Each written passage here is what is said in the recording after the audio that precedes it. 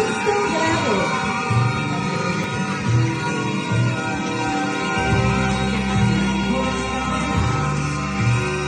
Nuestro taller de costura de Mayrelis López y creaciones de esencia de granería León y Yurka Beltrán, surge esta hermosa creación elaborado totalmente con material reciclado, inspirado en la naturaleza y especialmente en la primavera.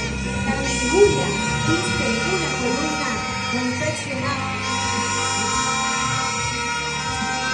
primeramente en la parte inferior con hojas de papel que simboliza el renacimiento de la primavera. En la parte superior se destaca aplicaciones de disco compactos con flores elaborados en papel que representan el florecimiento de esta hermosa estación.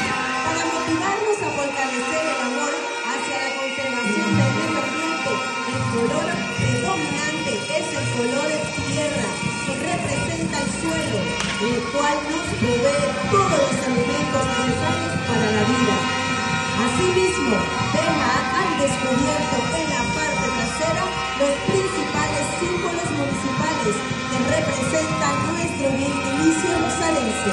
Carmen Julia esta noche se destaca en su pasarela gracias al apoyo de la Academia Villa Dance del profesor Rafael Blanco.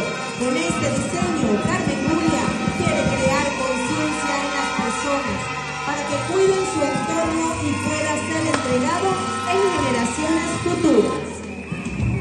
Un fuerte el aplauso para